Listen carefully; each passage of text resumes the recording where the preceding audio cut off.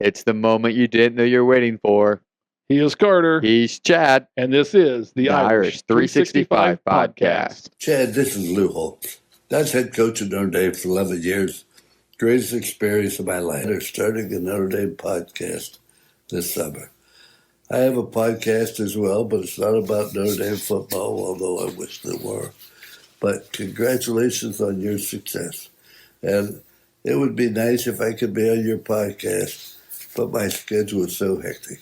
But anything that has to do with Notre Dame, I'm all for it. God bless you. Go Irish. Welcome into episode 2 of the Irish 365 podcast. Good afternoon. How's everyone I doing? hope you're all doing wonderful and just loved episode 1. So here you are back for episode 2. And if you haven't checked out episode 1, go back and listen to it. It's a good one with the whole family. So today we're just kind of going to dive into this college football season. There's some different rules changes and definitely get into the new college football 12-team playoff because that's going to change things up for the college football landscape tremendously. Yeah, there's a huge impact in all of this on the Irish and the Irish football team in particular. So it'll be interesting to see how this goes. Yeah. Let's get into it. What about the new rules? What are we going to look forward to on the field this year? What's going to be different? Yeah, I mean, there's so many new rules, and just getting back to it, like this is going to be a one-of-a-kind college football season. Like, I don't think anyone from the experts down to the casual have any idea how this season's going to go. So I think that just makes it so much more exciting because college football is always random with the 14 playoff. Obviously, there's going to be people mad their team doesn't get in. Obviously, there's going to be people think, oh, this team should have got in. But we're not going to have like last year where undefeated ACC champ Florida State doesn't get in. They'll have their chance to go prove it if they do that again, even with the third-string quarterback. So yeah, but every year we pray for chaos in the BCS, and it works itself out. Florida State was an anomaly. Yeah. Usually it works itself out. But hey, 12-team playoff. How many years? Or we won't even get this. How many years till we're asking for 16? Not the time, but it'll happen, right? It'll happen. 3 years will be 16-team playoffs. So, anyways, we'll get into the rule changes today. So, a big one I saw, which I found interesting, the college football playoff is adapting, was the 2-minute warning. So, yeah. Kind of going to. I feel like these rule changes will kind of get into all of them, but it's going towards more of an NFL style. So it's definitely interesting. So we obviously pick up the NIL stuff a few years ago, paying the athletes. So I just feel like college is really going towards an NFL style game. So if you don't know, 2-minute warning gives you basically an extra timeout in those last 2 minutes of the half. So it happens in the second quarter and fourth quarter, right at 2 minutes. Clock stops. Teams get, I don't know, I don't think it's a minute or I don't think it's 2 minutes, but gets you another TV timeout in there basically. And yeah, which TV timeouts are 3 minutes, aren't they? I think so. So yeah, so it might be a 3-minute break is probably the best thing. But yeah, it'll definitely impact the strategy more than you think because teams like to run the ball down there and are already out of timeouts with driving under 5 minutes. Will automatically get that break right at 2 minutes. And yeah, I think this is a huge coaches benefit. Yeah. On this rule, I think the coaches are going to really benefit from this the most. Players will get that extra break and get a chance to get collected and decide hey, what play we're going to run, how we're going to do it, and have that conversation. Yeah. It'll get a game plan for that last 2 minutes too, not just like, I mean, it's a 3-minute timeout, like you said. Like you got a whole game plan. You're not rolling them out there with one play. You're rolling out. All right, here's our next 3 plays. Like let's get this going. Yeah, all coaches get the opportunity to have that conversation. Hey, let's not score too quick. We need to score fast. We got to get an onside kick. Depending on the scenario, right? Yeah. If you're up and you got the ball late, you want to run out the clock. And if you're going to score, you don't want to score too fast. But hey, another chance for those coaches to tell their guys, hey, if you run this ball, do not run out of bounds. Stay in bounds. It's another reminder right there because that's not something you normally get. If you get the ball with 5 minutes left, your guys are out there for 3 minutes and 2 minutes left, and he runs out of bounds, the clock stops, right? I mean, at 2 minutes, you got another chance. Remind them, stay in bounds. But if you're wanting to stay in bounds, you do not want the 2-minute warning. Oh, I know that. But it's another chance to remind them, though. Yeah, I know. Like, is the point I'm getting at. But another interesting thing here with the 2-minute warning. So, previously in college football, I think this might have changed last year, but the clock would stop after a first down, so the change could get reset. Yeah. So, I think that started the change last year, but this year they're adding it where under 2 minutes, though, the clock will stop for the change to move again. Okay. So, if the play ends in bounds, the clock will stop under 2 minutes till they reset the chains, and then the clock will resume again. And the referee's going to stand there over the ball and not let you snap it till the clock. Yeah. So the chains get set, and so that'll be something interesting for teams and fans just to remember, like, why is the clock not running? That's Yeah, close games. These rules are going to have a huge impact on yeah, coaches' ability to affect the yeah. outcome. And they said so dropping because it used to be after every first down the clock would stop. Yeah, They're trying to cut down time of the games. I think is yeah. Well, ultimate. I think the other thing that plays into that is the whole new communication rule as well. Yeah, so that's the next one on it. So we got helmet communication going one side or per team. You get one person per side of the ball. So Yeah, theoretically, it should be a quarterback, probably a Mike linebacker would be my yeah. I would guess think would be for your most teams. I Mike and mean, your quarterback would be the two guys.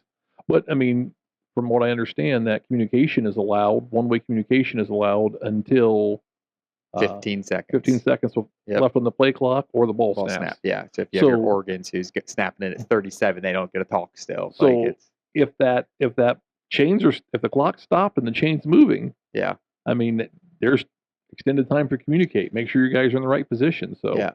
Which I find this very ironic that this rule comes out right after like the Michigan sign stealing and all the. And I was reading something about because Kirby Smart I think's on the rules committee and he's like this has nothing to do with the Michigan and it's just funny that which I know it's just technology advancing and all this. I just find the timing kind of ironic there yeah, but I think the way the rules committee works, something has to be proposed and it has to for be a floated while. for a Yeah. while. And yeah, It's just funny that this is when it comes out though. I find that ironic. yeah, it doesn't happen in a year. Oh it, no, it takes no. longer than that. But yeah, timing is really ironic after the whole Connor Stallion Yeah. situation in Michigan. So just a way so you guys know this to identify the player who has the mic on will be wearing a green dot on the back of their helmet, Like the NFL. Yeah, so that's just like the NFL. So another rule though that I find college is really trying to make their game more pro style, like mimic the NFL just a little bit more. So Yeah. Well, I mean, theoretically, a lot of these guys playing at the high level Yeah. are hoping to go to the NFL. And yeah, what is college? College is preparing you for a professional career. yeah, The athletes are very few and far between going professional, but yeah. I don't think this will make as big of an impact at like our level with the mics and stuff. I think when you see those lower level games, mics not working and all that stuff will impact more. But I don't see it being in the big time games being necessarily a problem. But yeah. So when you're at a smaller school that doesn't have the athletic budget, yeah, I mean, if a school doesn't have mics and they go to a Yeah. school that does, like you're a Division II school coming to play at Alabama, or an FCS, or an but FCS yeah, school coming to play in Alabama, and Yeah. maybe you don't have that equipment. Because I thought the rule was like both teams or the home team had to provide it, or if the home team didn't have it, no one had it. really? I had not seen that. I think I have to check that. I think that might be part of the rule. Okay, I'll have to look into that. But yeah, I But- hadn't seen anything about that. But that'd be interesting. Yeah, but I mean, I can't imagine I have to imagine. the cost of that can't be that great anymore Well, with you today's wouldn't think, technology. You wouldn't think, right? I mean, go on your favorite internet shopping. Yeah. I site, mean, there's got to be a cheap version out there, right? There's got to be the high. buy one for $5. I'm sure people are paying ridiculous amounts of money for this, and there's also people putting Bluetooth headphones in there, Yeah, right? It's an earpiece, Yeah. earpiece from an iPhone. Yeah, exactly. So Yeah. coach is just sitting on the side with their phone. Maybe the old Dial up. Yeah, dialing them up.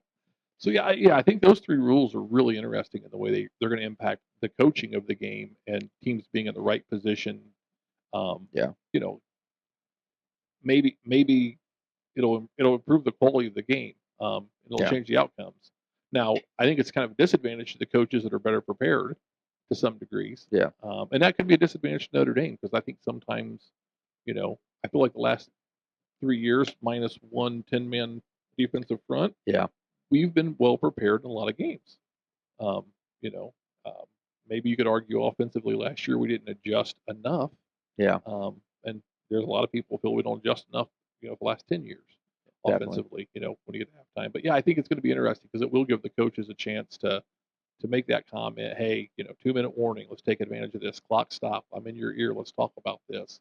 Yeah. And I think having that earpiece this year will be really interesting because Riley Leonard's a very experienced quarterback. And I mean, that's all signs are pointing to him being the guy this year. And God willing, doesn't get injured or anything. But it just, you would think this earpiece would help more of a younger quarterback. I wonder if it'll be a guy that's played so many college reps and had so many. Will it be like too much information for him? Or do you think it'll make him overthink? Or you think it'll be they're just telling him to play this way via signs now? Yeah, I think it'll be primarily for like a guy like Riley. It'll just be calling in the play. Yeah. And then, we won't do the check with me play, which I am not a fan of. You get up the line of scrimmage, you get the defense to show what they're doing, and then everybody stops and turns and looks to the Looks, yeah. sideline. Like yeah, I get why we do it. I get why Yeah. teams do it. I just don't like it, but it's going to eliminate a lot of that. Yeah. And it's going to help the quarterback, I think make those changes. I mean, when you look at the younger guys, I look at Angeli, and I think Angeli does a great job of reading the defense and making that adjustment. Yeah. But I look at like Kenny Minchie, and I looked at him in the blue and gold game this past spring, and my opinion was heck of a talent. Just Yeah. he wasn't able to make that decipher of the defense as fast, just Yeah. less experience kind of a thing. Because I think when he gets there, he's going to be one heck of a talent. So if he's got a coach in his ear saying, okay, yeah, look, safety high, check for this play. If he gets that kind of advice coming in, Yeah. the more he hears it, the more he sees it, the quicker he's going to react. So It's just a thing, though. I hope we don't rely on it too much because you're going into A&M week 1, right? I yeah. mean, like, it's not going to be a case where if you're relying on that and it's a big third down play, you can't hear. Like, you got to still know the signs, I feel like. Oh yeah, you got to have non-audible communication coming from the sideline too. Yeah. I mean you got to have that backup contingency. Yeah, I just don't think it's going to be a thing that teams can solely rely on Yeah. because I mean, you don't want to say this, but it shouldn't be not working, but just hearing, like, Oh yeah, I mean you see it in NFL games, Yeah. especially teams that play in Seattle, which is one of the loudest stadiums in the NFL. I mean, quarterbacks cupping their ears trying to get the yeah, message and on the mic, and yeah, so it'll be interesting. Yeah, it'll be interesting how that affects the game, how it changes the game. Crowd 100%. noise will have participation will have a big That impact. means get loud no matter when part of the game it is, right, at home. Yeah, and you talk about A&M again. A&M is known for the 12th man. You expect it's going to be a rowdy crowd. So Yeah. we'll see real quick firsthand How well this works. how well this works as far as the Notre Dame is concerned. Yeah, so the only other major rule change I had is horse collar change for the 15 yards this year. I think that used to be 10-yard Yeah. penalty, so that changed to 15 yards. That's probably not one minute most people would recognize, but something I guess I thought I'd bring up. I mean, it's a small change. It's a change, but nothing Yeah. drastic. No horse collar, I guess. So if you see Yeah. Notre Dame doing it, not good for us this season. Yeah, but how often? I mean, you don't see you see it once a year, You don't twice a see a year. lot of horse like, color calls. I mean, it's It's just not a thing that you see in the game too much, but yeah. something we and, brought up. and sometimes I think they call it, and it's like I'm not sure it is, but Yeah. In the moment, maybe, huh? Yeah, and like, you can't fault a referee. They got to make a decision in a short period of time. 100%. And yeah, sometimes what they think they see in life isn't exactly what they saw. But hey, you got a half a second to Makes the decide, game entertaining, throw right? that flag, not throw that flag. And if you're a fan of the guy who got the horse collar, It's great. you're great. Give me that extra 10 yards. If you're a fan of the team that was the horse collar was called on, and it Yeah. was a bad call, you're just upset, right? Yeah. Referees are out to get us, kind of a thing. Always, Yeah. always. All right, so let's kind of get into this 12-team playoff. So those of you who don't know, obviously college football has been in the 14 playoff now for 10 years, I think, pushing at least. I think it's 10 years of the BCS 14 playoff. No, BCS was pre, so this is college football playoff. This is the playoffs. College football playoff, 14 playoff was around for 10 years, I think. That sounds right. Yeah, so now we're in the 12-team playoff format. So I guess we're kind of going to go over this, and honestly, it's one of those things that we haven't seen it yet, so we're not experts in it either. Like we think we know what we're getting into, but there's 12 teams. The top 5 highest ranked conference champions are automatically in the college football playoff. Now that changes this year because we only have 4 power conferences. Yeah. So theoretically, it's those 4 power 4 conferences get that first round bye, and then the highest ranked non-power 4 gets into the playoff, but not that bye. Yeah. If that's what I've gotten out of it. Exactly. And there are times when, the SEC stacked, but the Big Ten has one team at the top. Yeah. And then like the second team in the Big Ten is ranked 14th or 15th. Yeah. Or, the ACC, Yeah. their best team maybe ranked 7th or 8th, but if you're 7th or 8th, you still may be the number 4 seed. Yeah, that'll definitely be interesting. I think that'll be the biggest thing for some people when there's 2 SEC teams. When we got the Alabama and Georgia, who are 1 and 2 all year, and they go in the SEC championship, and one of them wins, and gets that bye, and let's say there's a 10th ranked Clemson team that wins the ACC this year, and they get the number 4 seed over that Georgia team, that's going to really get some people Oh yeah, going. there's gonna be some upset dogs. Yeah, there's going to be. I mean, and I'm not saying Alabama's going to beat Georgia this year. That's just an example I've got there because we've seen that a few times. But I think that'll be the most interesting thing. So from Notre Dame perspective, though, we kind of want to get into this. So Notre Dame can't have one of those first round buys, and that might upset some people. I've seen some stuff on social media where people are like, "What? Like, why can't we have that?" But it's honestly like it makes so much sense. Notre Dame agreed to it. Like, Yeah, we came with that proposal to the table, from what I understand. Yeah, like it seemed like Jack Swarbrick when he was in charge, obviously, was just because he was the forefront and talking about this with the Power Five conference at the time and the committee, just like, okay, we don't have this conference championship game. We're okay with not having that first round bye, even if we are in that top 4 ranking. So I think that'll be an interesting thing is it plays out like one year. Eventually, we're going to run the table and go undefeated, but you got to remember we're not going to have that bye. But the sweet part about it is that first round's on campus. Oh yeah. So you're talking about a home playoff game in December for at Notre Dame Stadium. I think that would be just an absolute rocking atmosphere. I hope it's freezing. I hope we play an SEC team cold. You want Alabama, you want Miami, you want some Ole Miss, warm weather team, especially if they're an SEC team. You want a warm weather team to have to come to South Bend on a 15-degree day with a slight snow. Saturday night. On a Saturday night. Just, hype crowd atmosphere. You want that. I mean, you go back, I don't know, 15 years ago, we played Miami in the UTEP Stadium at the Sun Bowl. Oh, yeah. In Texas, and it got cold. And it wasn't even that cold. It just got down into like 30 degrees. It was just crazy cold for West Texas and a little bit of flurries. And, I mean, you could see that the Miami team just did not want to be there. Yeah. I mean, college football playoff, you'd imagine would be different. They'd want it, but still. Yeah, but the weather just affected those guys. Yeah. I mean, you could see it. So, I mean, I think it's a huge advantage. And I think it was a really smart move for us to agree to that because we do not have the conference championship. And that's always going to be the non-Notre Dame fans' go-to argument. It's their default. Yeah. It's weak. It's intellectually poor, but it's just what they go to. Yeah. You guys don't play a conference championship. You guys don't play a conference championship. And a lot of times, because of our connection with USC or the Big Ten or the ACC, like we're playing a lot of conference champions. Yeah. It's not out of the question that, this year I think might be one of those exceptions. But I mean, last year. Yeah. But I mean, we played USC wasn't in, I don't think, the Pac-12 championship, but Ohio State was in the Big Ten. Yeah. No, Ohio State wasn't. They lost to Michigan, but okay. Yeah. So that's besides the point. But like you said, most years we are playing multiple conference champions. When you look at the championship games, we play a lot of conference championship caliber teams. Teams. So, I mean, with the new reorganization of the Big Ten this year and how that changes things, I mean, who knows who's going to come out. You got to lean toward Ohio State, which unfortunately is not on our schedule this year. I mean, we had two good shots at them, and we didn't get it the last couple of years. Yeah. I've never seen a speed Ohio State. I really want to see a speed Ohio State. So that's another good thing about the 12-team playoff. Yeah, and you're going to see these teams that you don't have scheduled. Like it's such a greater chance, and I think that's the fun of it. I mean, with the 14 playoff, if we got in, we knew we were probably playing Alabama or Clemson. Like it seemed like that. Like you ranked third or fourth, and you're playing 1 or 2, and yeah. So I mean, I think that's the exciting part. We're going to see. I mean, literally, if we slide in that 5 spot, anybody could be in that 12 spot.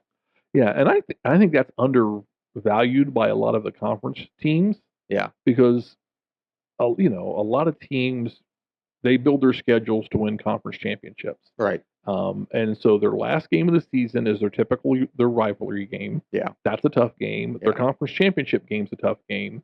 And then they would go to the playoffs.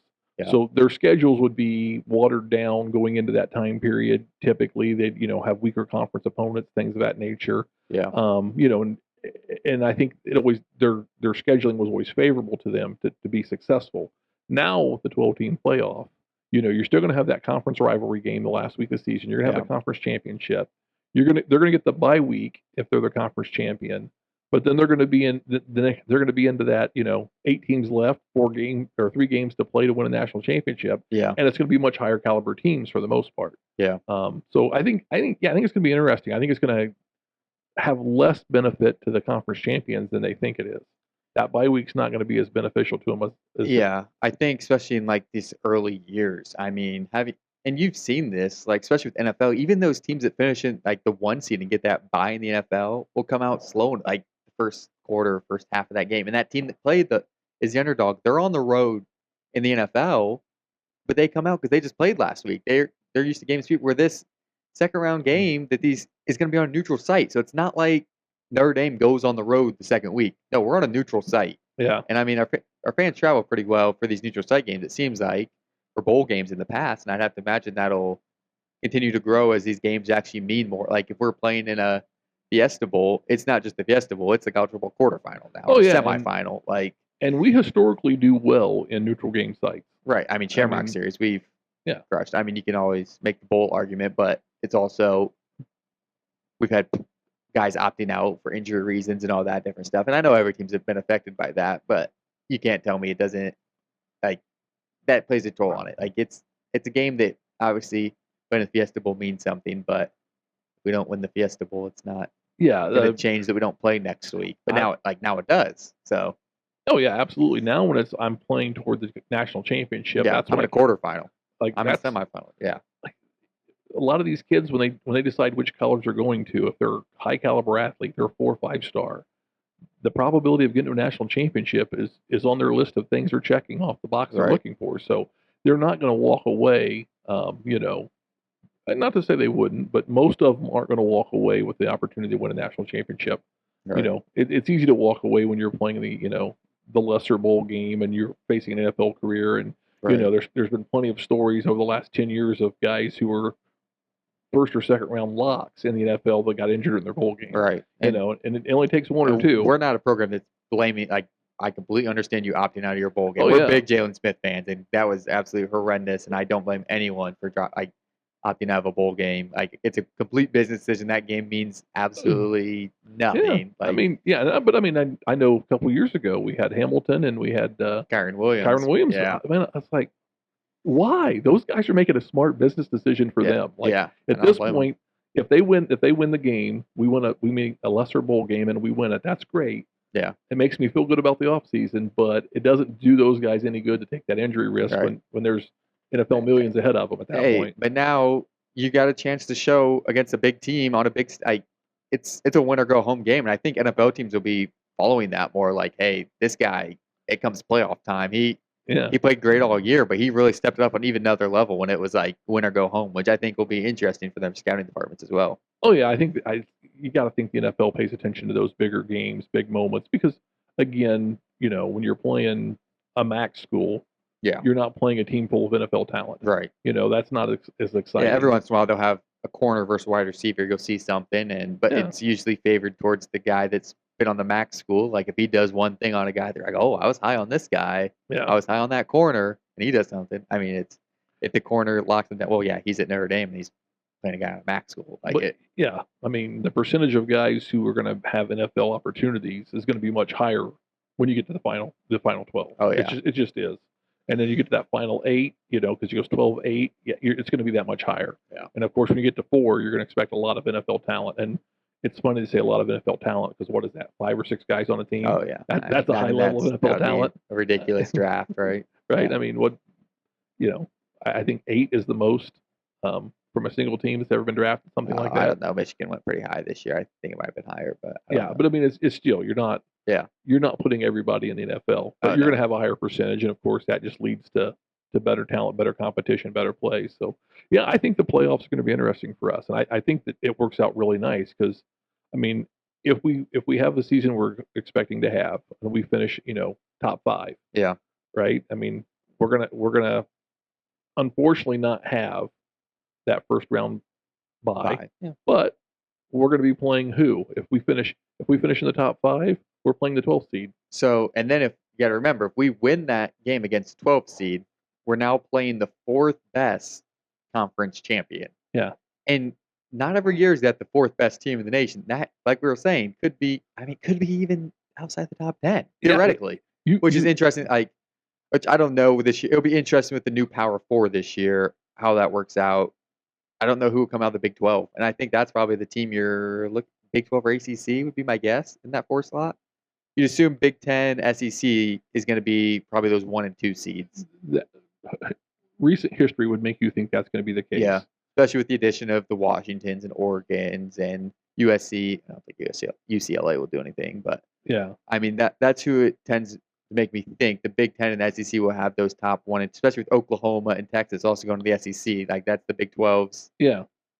or was the Big 12's big one. So that's why I think Big 12 and ACC are probably who you get in that 3 and 4 slot. And it's just like, Yeah. okay, we've been playing 5 ACC teams a year with Clemson, Florida. I mean, we don't have Clemson on the schedule this year, yeah. and they weren't as good the last couple of years as they've been historically. But a lot of people are high on Clemson going into this season. Florida State, who a lot of people are high on Florida State after last year, but who knows if they're going to continue to be able to be as dominant as they were last year. They were good last year. Defense was outstanding. So can't take that away. So are they going to be respected enough? Because it's going to be easier to not rank, and I think the college playoff committee would always try and shy away from like repeat games, things of that nature. Yeah, that'll be interesting though. With definitely you notice that in the 14 playoff, but are they going to look at that for a second round matchup? Like, because I don't think they will. That's what I'm kind of mad. But you have one of these historic SEC championship games where it's Georgia, Alabama, and it comes down to a field goal at the end. And one of them falls out of the top 4, and the other one goes to number 1. Right. I think with the 12-team playoff, you think they slide 1 to 6 so they don't run into each other in the semifinal? But you could leave one ranked at 1 and one ranked at 3. Like the top 4 ranked conference championships. So it doesn't mean ranked 1 through 4, right? Right. So let's just throw it out there, and we'll go the other direction. Georgia beats Alabama by 3 in the conference championship in the SEC, and they're ranked 1 and 2 going into that game. Yeah. Do you drop? See, I don't Alabama. know. Do you drop Alabama from 2 to 5 or 6 or 7 in the college playoffs? You would, but now, if you say no, I still think they're the second best team in the country. Then that's where they're going to slot in at, right? Well, they're not. They wouldn't get that bye though. No, they wouldn't get the bye. Right. Because I think that's where you're confused. That's the 4 highest ranked conference championship. Right. Get the bye. But those conference champions could be ranked 1, 5, 9, and 12. Right. But I think from my understanding, they'll rank it as if like even if you're 15, you'll still slot. It'll be the 4. You think they'll still rank them 1 through 4? I think so, just because that'll make things less confused. Like. Yeah, I don't know. I haven't seen. Yeah, I don't know if I see what you're saying. So if you're the number 2 ranked team and you lose the conference championship, are you still going to be ranked number 4? But you're really like the 8th seed. That'll be interesting, like March Madness, I guess. Right. Yeah. I see what you're trying to say, but yeah, I don't know how that'll work. That'll be interesting to see how that plays out because that's something I haven't seen it. So so you're saying though, let's say Notre Dame runs the table this year and we're ranked number 1 in the nation. Yep. We can't have that number 1 seed, obviously. No. We have to be the 5 seed. So you don't think they'll drop us to the number 5 ranking? I think they'll keep us ranked number 1. They'll just give us the 5th seed in the tournament. Okay. Yeah, I just see how that could get confusing very easily, though, because then you have a 2 seed acting as a 1 seed. Well, you have the AP, you have the USA. So do you think you have a college football playoff ranking and then the seeding is something, they'll just call it a seeding or something? Yeah, I think it'll be tournament seeding, which, again, a lot like the NCAA tournament, right, in basketball. Yeah. You got 4 number 1 seeds in your regional seeds, right? Yeah. They're all number 1 in the country. Right. Kind of thing. So I don't know. I don't know how they're going to do that. I haven't read anything on that. I haven't seen anything on that, actually. So. But, yeah, I mean, because I'm sitting there thinking about what are all the scenarios and how does it impact the Irish? So here's a question for you. You think at what point does Notre Dame not get in the playoff? Do you think it takes 2 losses? You think it takes 3 losses? What's the buffer here this year? It depends on who the 2 losses are. Okay. Right? If you beat A&M and you beat Florida State, which are probably the 2 best teams on our schedule looking forward. Yeah, if you beat those 2 teams, preseason. If you beat those 2 teams, and then you have a fall off and you lose to Miami of Ohio, or Louisville or somebody, right? you probably are still going to be fine. So what if you split them? But if you split them, I think if you split them, you can only afford One loss. one loss. Yeah, I find that interesting. I think if you lose to both of them, I think you're out. Yeah, just right off the bat. Yeah, I mean, you've got to win one of those games to be in. You got to win. And obviously, it depends. We're just saying theoretically Yeah. Here because you don't know what plays out if you have 10 two-loss teams. If you lose both of those games, you beat Louisville, and Louisville wins the ACC. Right. That changes the equation. But I really think that you've got to win those. I think just looking forward, those are the two games you have to win, and you can't afford to have a fall off at at the end of the season at USC, that kind of a thing. You got to like if you lose those two games, you can't. You're out. I just don't think there's enough strength of schedule to keep us in the 12 team playoff. That's the problem with this year's schedule, definitely. I mean, I say a problem. I mean, there's still some decent teams on it. Just when the last 2 years when we've had USC, Clemson, and Ohio State on the schedule, and it's kind of like looking at this year's home slate, and you're like, well, I hope Florida State's a good game. Like, you know what I mean? Yeah, I mean, well, we say this a lot, though. There's been years in the past where we've looked at the schedule and we thought, this is a really tough schedule, and it doesn't turn out to be as tough as it is. Yeah. There's years in the past we've looked at the schedule and said, it's kind of a weak schedule this year, and it turns out to be a much better schedule. Yeah. In hindsight. So Louisville should be a good team. A&M should be a good team. Yeah, I mean, no doubt about that with me. So, I think it's going to be, we expect Florida State to be good. So I mean, it's going to be interesting, and how the playoff committee works and how it ranks is going to, and then the seeding, how that's going to really work out. It's going to be interesting because what if we go undefeated, we end up ranked 5th, but the conference champions are ranked 1, 3rd, 6th, and 7th. So there turns out there's 2 non-conference champions ranked higher than us. Do they get seeded higher than us?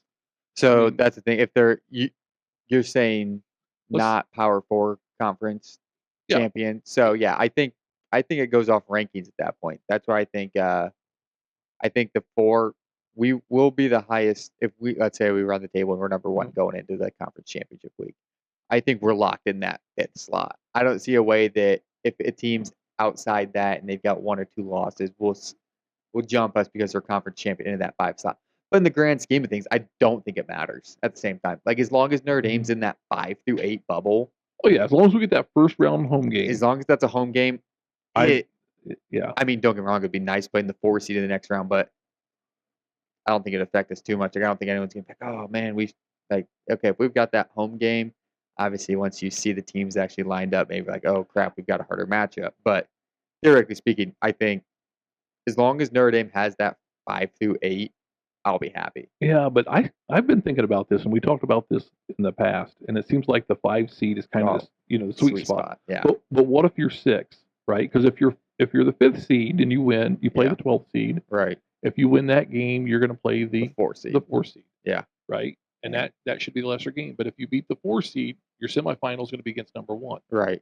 Right. So if you're the 6th seed, you're playing the 11th seed. Right. And then if you win that game, you're playing the 3 seed. Yeah.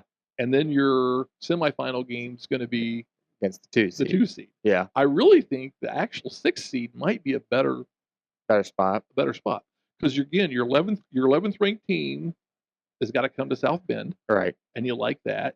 You're going to go play the number 3 team in a neutral area.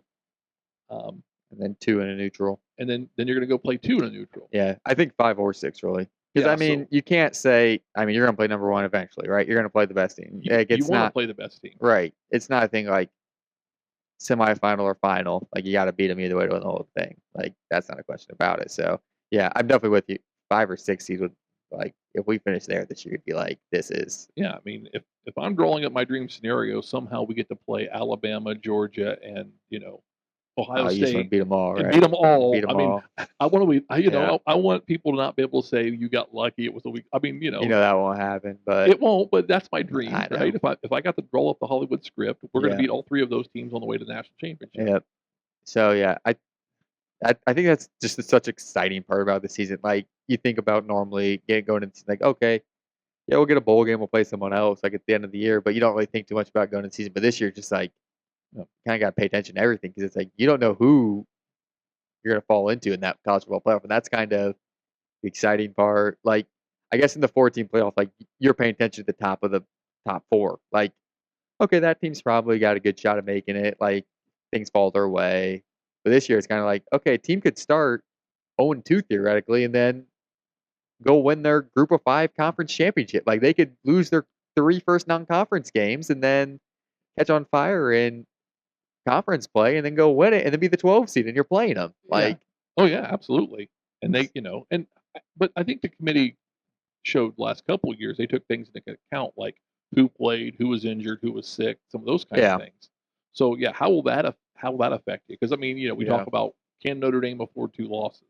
Yeah. Well, if they have 2 close losses and their starting quarterback gets injured in the middle of the game, and then the backup comes in, and Right. like that may not loss may not hurt us as much. Yeah. Right. And then so I there's just so much unknown at this point, and I think it's going to take a couple years to really understand it. Yeah. 100%. Which I think the other interesting thing is you're talking 130 Division One teams. At least now, yeah, I know it's been going up. It's at least 132, I think. Yeah. So at a 12-team playoff, you're talking like 10% of the teams make it into the top 10%, but the 10% of the teams make it in. Yeah. Which is much better than 2 teams making it in or 4 teams making it in. Yeah, definitely. So I'm not a fan of the 16-team playoff. Oh no, I like 12 right now.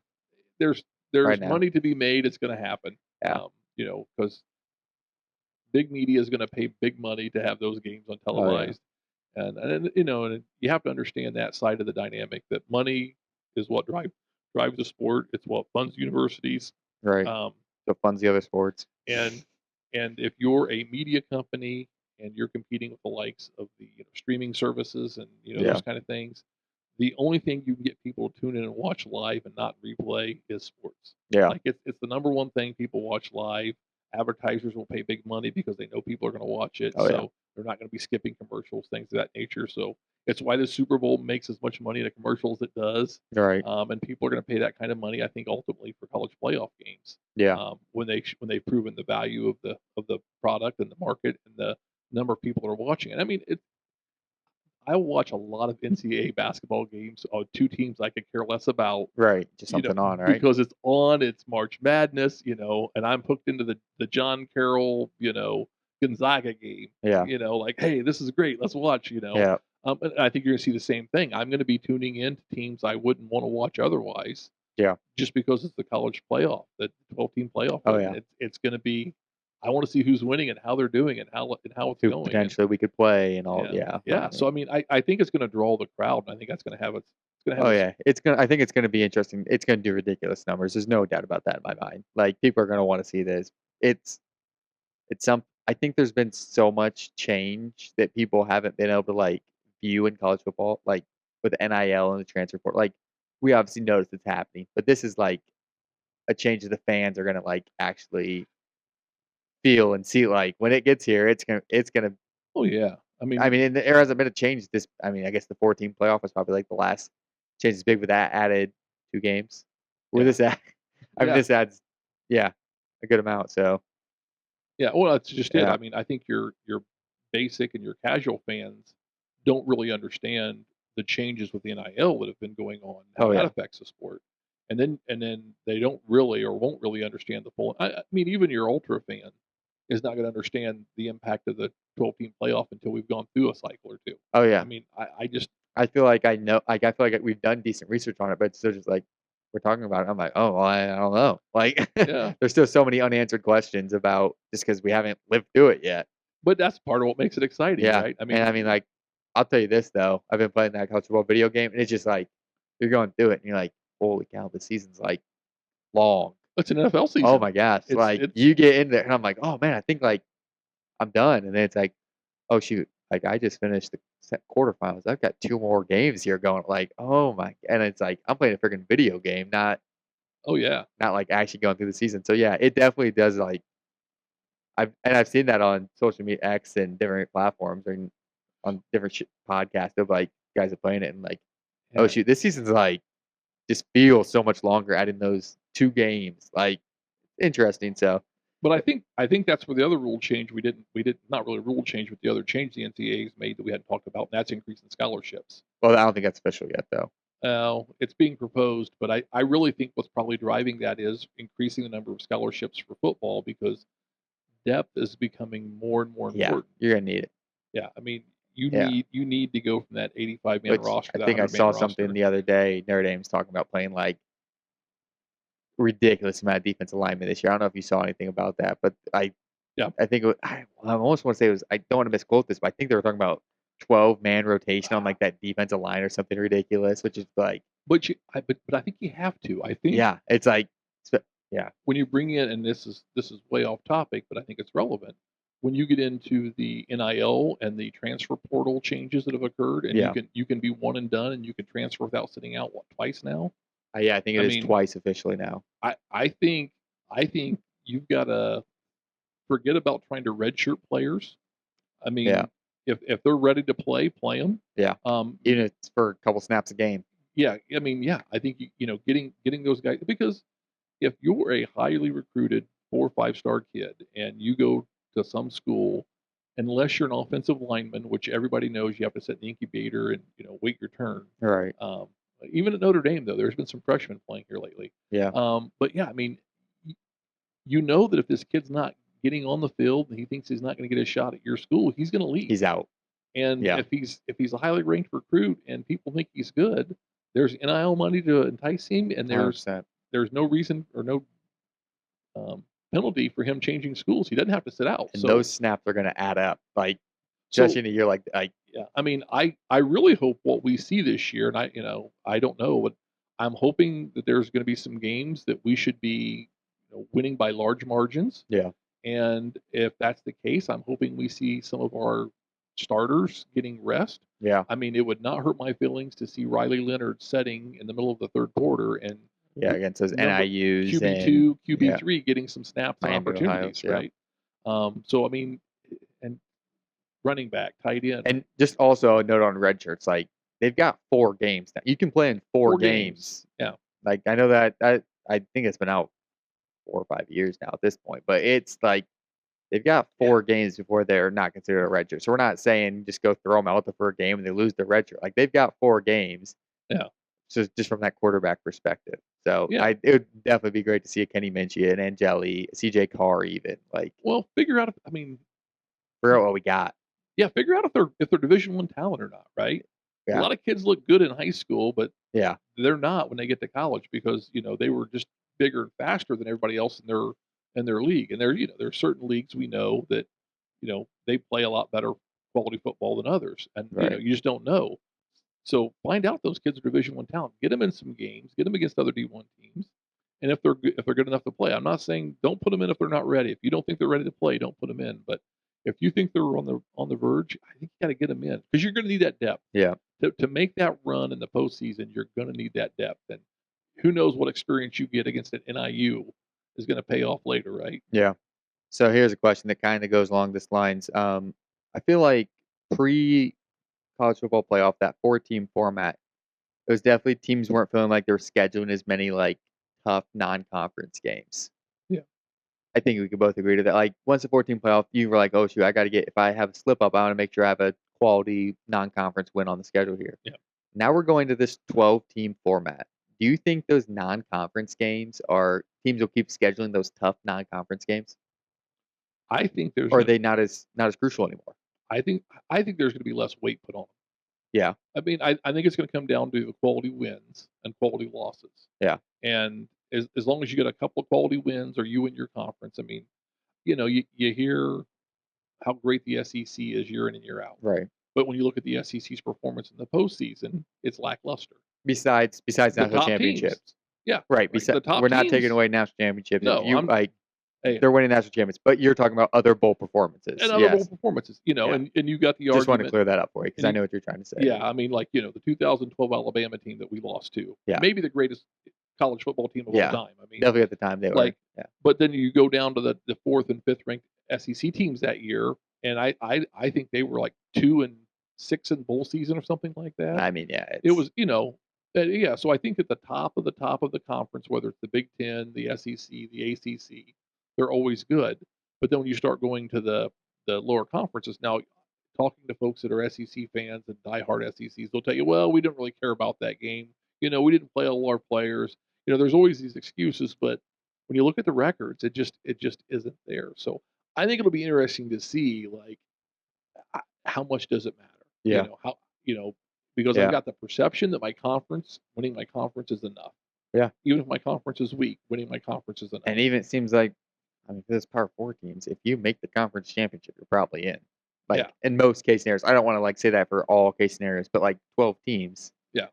But I mean, look at eight teams that make those Power 4 conference championships, right? but if you're an undefeated team and you lose your conference championship by 49 points, you're probably still in the top 12. Would be my opinion, but it depends. It Right. depends. If your ACC conference game, championship game is a blowout, yeah, the team that loses is out. that's where I disagree with you. I don't know. I mean, if you're a one-loss or no-loss team, I mean, it just seems like they put so much weight on conference champions in the past. I think making the conference championship game will be a pretty high pedestal. So if you make the for most conference people. championship, are you an automatic lock to be the final 12 then? I'm not. Is that your argument? I'm saying if you are undefeated or one loss. I want to hear a hot take here. No, I'm saying if you're undefeated or one loss, I think there's probably a 95%. Obviously, you have the exclusions like the Florida State last year. You're on your third string quarterback now. You're going to try. So one loss going into the conference championship, Power and 4. lose Power 4. Right? Yeah. So I'm saying you're probably going to. If you're a Power 4 team with one loss going into the conference championship and you lose in the conference championship in a blowout. Yep. I think you're still probably going to be in. You still think you're in the top 12? I think so. Wow. I think that's a hot take. I think that's going to be freezing cold. Well, who are you going to put in a group of 5 team that didn't make it? Yeah, but I could see an argument where because that's let's just talk about the ACC scenario, right? So Florida State and Clemson both go into the conference championship either undefeated or one loss. Yeah. So one of them wins the game 35 points. Yeah. The other one is now sitting on the outside, even though they've got a good record, they've made the conference championship. If you've got Oregon and you've got Washington and you've got Ohio State and Michigan that all had great seasons, only 2 of those teams made the conference championships. Right. I could see a scenario where you take that third team and you put them ahead of the loss. I mean, right. So you've still got 4 slots there, though. Yeah, I know, but I'm just saying, I could see it getting, but those slots get full. Oh, I know. Yeah, I mean, it's no doubt about that. But I'm just saying, I think with these expanded conferences, teams are going to have to start playing each other more. So you're going to have teams with 2 losses. More than ever, because they're playing more quality opponents.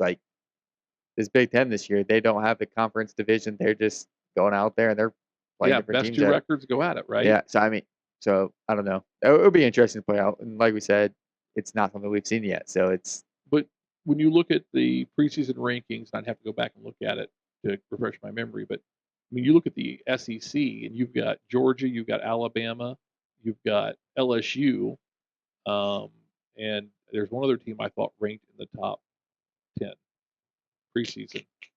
I don't think Ole Miss was in the top 10, but I know they were ranked. A&M, I think, was at 20. They're 20. So you got 3 top Texas 10. Or Texas might be. I think it might be Texas is up there because I was coming off last season. So you got 3 high-ranked SEC teams, or 4 high-ranked SEC teams.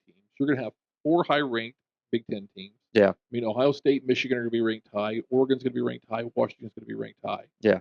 So you've got 8 teams in those 2 conferences right there that are ranked high. Oh, yeah. Now you've got 4 spots left.